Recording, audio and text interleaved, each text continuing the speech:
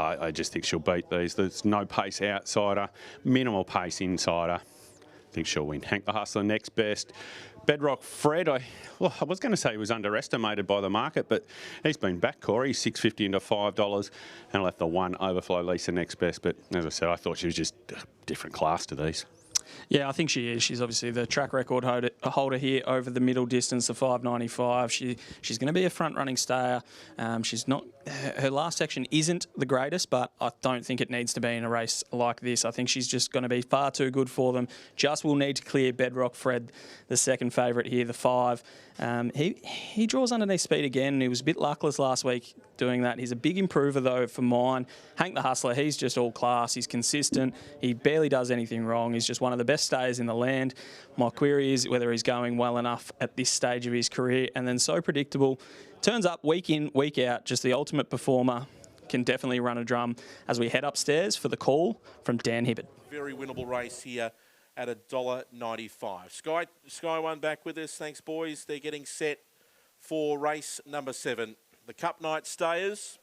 Favourite Kalinda Paddy at $1.95 on the fixed odds. $4.80 Bedrock Fred. $5 for Hank the Hustler. Just about set to go. Last of them in. Favourite in the green, Kalinda Paddy, green light.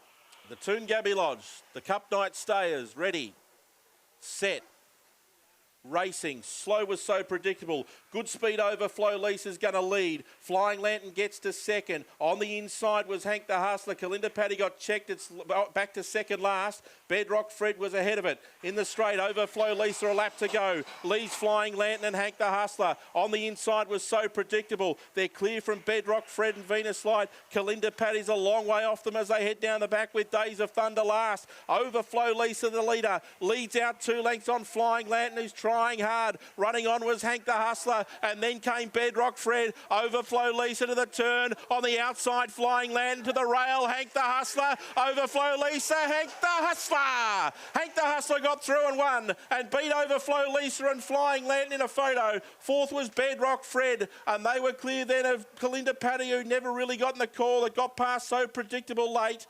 And then came Days of Thunder, and it was one of the last across the line. The time is 41 and 66. Too good. He's come Number from 2, well off Hank the the pace here. Hustler Overflow makes Lisa up led for them and was going to an be pretty hard unlucky to run run down last on the week bunny, and Corey. scores. Flying Lantern Beats saw the Overflow winning Lisa, post who and ran thought a better of bowling it, but race out Hank the in Hustler, he knows how to win.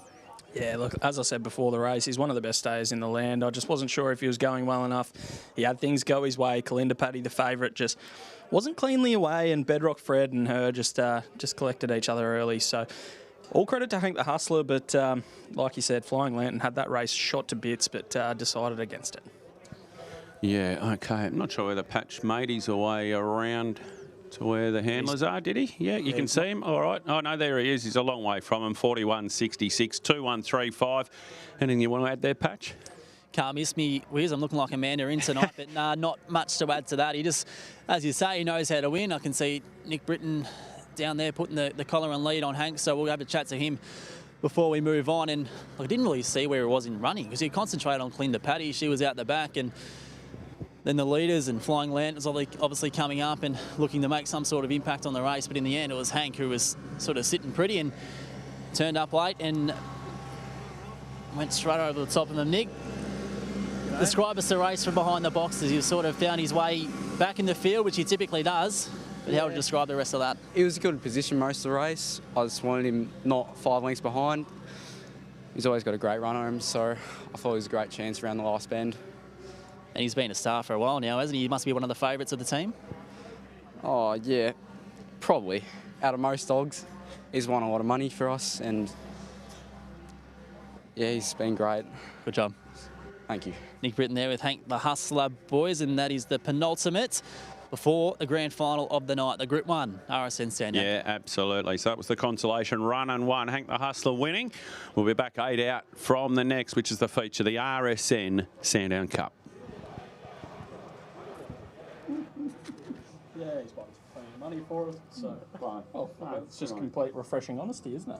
Let's get kids to handle the winners all the time. Oh, that was a shit shot, wasn't it? It was always going to be. Paddy. Once Going to Paddy missed the start. Absolute shit show. It was a shit race anyway. Fucking going to Thunder beat her out.